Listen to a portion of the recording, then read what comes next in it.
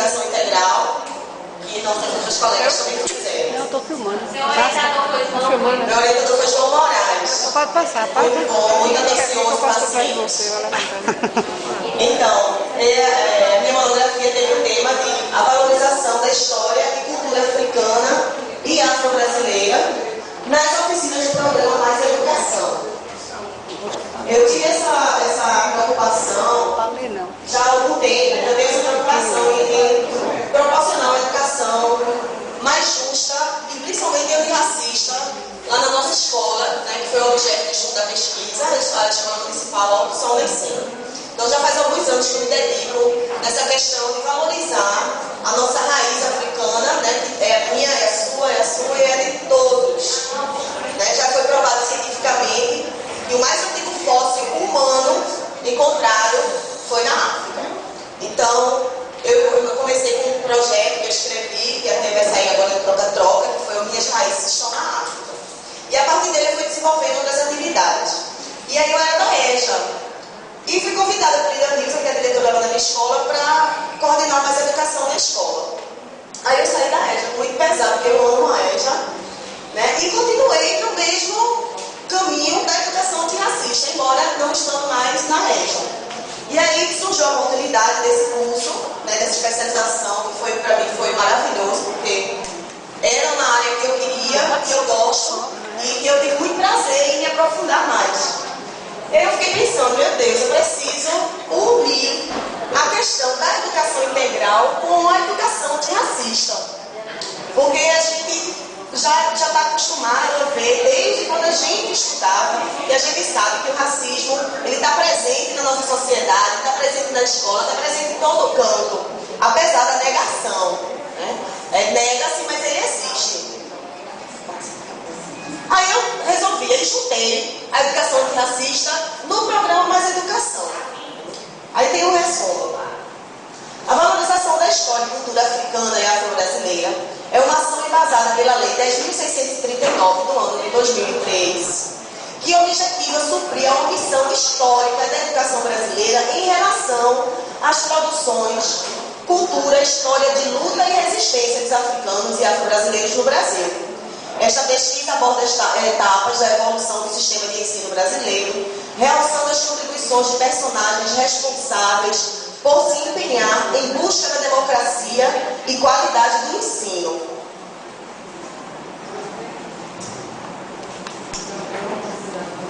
Qualidade do ensino para a promoção de uma educação integral e integrada à realidade dos alunos. O presente trabalho contempla as ações ligadas à educação integral através do programa Mais Educação na Escola Municipal Alto Sol Nascente, em Olinda, onde foi lançada uma proposta inovadora para o desenvolvimento de uma educação antirracista por meio do referido programa, utilizando-se de atividades diversificadas que valorizam a história da África e dos africanos no Brasil. Esta pesquisa vem mostrar que o programa Mais Educação e suas oficinas, em particular a oficina de valorização da história e cultura africana e afro-brasileira, tornou-se um espaço propício para o enaltecimento da identidade e elevação da autoestima dos alunos e alunas negros e negras brasileiros e brasileiras. A introdução. O caminho para o resgate e valorização da cultura afro-brasileira pode se dar através da educação pública. Neste sentido, é necessário considerar a presença africana em nossa cultura de tal maneira que os conteúdos escolares assumam referenciais africanos positivos, que não é o que vem acontecendo durante toda a história da educação brasileira. Né? A gente tem sempre referenciais negros negativos, de escravidão, de grilhões e etc. Buscando produzir um efeito positivo na construção da sua identidade. Ainda professores e professoras, principalmente aqueles que trabalham em escolas com o programa de educação integral Mais Educação, têm um espaço privilegiado para transformar essa realidade. Minimizar este silêncio mal intencionado que circula o racismo na escola e na sociedade, pois este está presente nos livros didáticos e paradidáticos, nas imagens, nos contos de fadas, nos filmes e principalmente em atitudes cotidianas dos alunos, que muitas vezes são desdenhadas, tidas como brincadeira de criança, mas que demonstram claramente o seu caráter pejorativo e cruel. Essas brincadeirinhas, esses nomezinhos, vou ficar aqui dizendo todos os apelidos negativos que se usam, que a gente conhece demais, né? E que é muito mais fácil para alguns professores dizer assim, brincadeira, tá brincando. E às vezes até o próprio aluno que fala, não, que é brincadeira dele, ele está brincando, porque ele já tem medo de ser mais rejeitado do que ele já está sendo. O professor não pode se omitir diante dessas atitudes, não. Aí vem a consideração teórica, que é o primeiro capítulo da monografia, que eu resumi bastante, né, para não cansar a gente. Para tratarmos sobre educação integral e antirracista com mais propriedade, é necessário analisarmos um pouco a trajetória da educação em nosso país, para percebermos que houve algumas mudanças desde a introdução do ensino da língua portuguesa com fins religiosos, até a democracia do ensino, do que se ensina e para quem se ensina.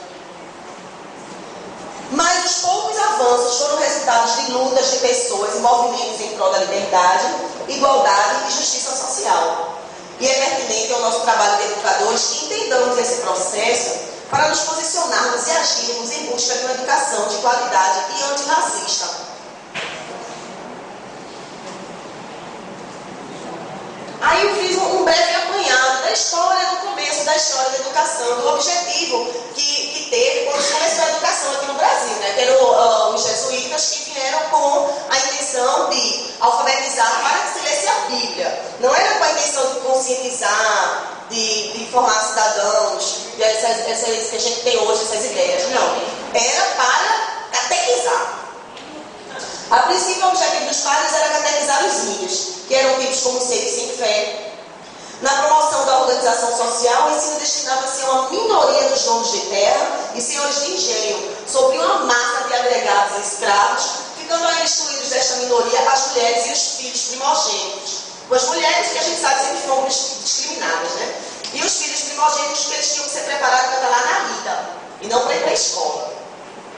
Assumindo a forma de luta de classes, a expansão do ensino no Brasil, mormente contada em 1930, obedeceu às normas da instabilidade próprias de uma sociedade heterogênea, profundamente marcada por uma herança cultural, academicista e aristocrática. Apesar de tantas divergências, vários educadores empenhavam-se em implantar ideias renovadoras no ensino.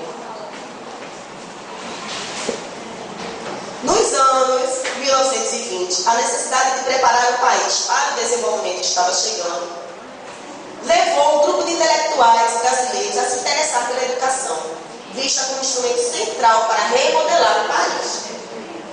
Os novos teóricos viam no sistema estatal de ensino livre e aberto o único meio efetivo de combate às desigualdades sociais. Esse movimento, chamado de Escola Nova, ganhou força nos anos 1930, principalmente após a divulgação, em 1932, do Manifesto da Escola Nova.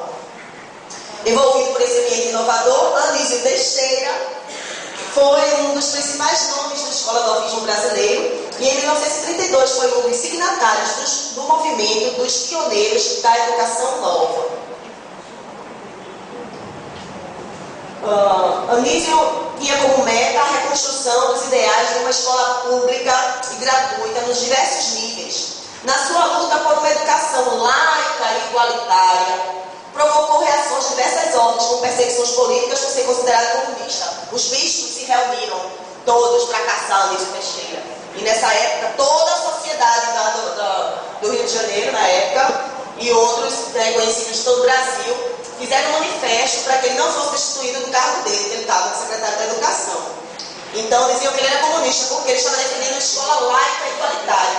Escola não é igreja, minha gente, pelo amor de Deus. Escola se trata de educação, de cultura, de cidadania. E foi muito difícil para a educação brasileira se libertar dessa corrente, desse elo que era formado entre religião e escola. Tudo do começo. Por isso que eu fiz questão de começar mostrando do comecinho, para a gente entender por que ainda a religião está tão arraigada dentro das nossas escolas. E como é necessário, como as pessoas já vêm essa luta muito antiga para tentar separar isso aí. E com todas essas revoluções que ele proporcionou, né, no ensino e em tudo, ele começou a ser chamado de comunista e a gente sabe que os comunistas foram muito perseguidos. Anísio Teixeira morreu em 1971 em circunstâncias consideradas obscuras. Seu corpo foi achado num elevador na Avenida Rui Barbosa, no Rio de Janeiro. várias investidas em educação integral aconteceram. Podemos encarar isso como uma caminhada em reconstrução dessas tentativas, infelizmente interrompidas por problemas financeiros, burocráticos ou mudanças de governo. Várias tentativas de educação integral aconteceram.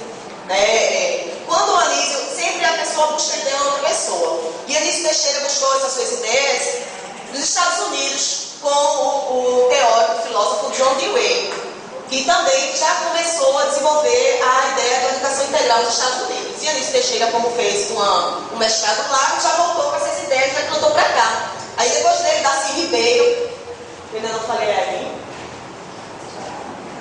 Aí depois disso, Darcy Ribeiro continuou também, e era amigo dele, continuou o projeto. Então teve CIATES, teve no governo de Fleury, também teve vários projetos de educação integral. A pena, como falei aqui antes, é que aí quando o governo não continua, falta dinheiro, não dá certo, não tem merenda, os meninos não vão direito, né? Aí são os problemas que vão acontecendo e às vezes acaba incapacitando que as ideias se concretizem 100% como deveria.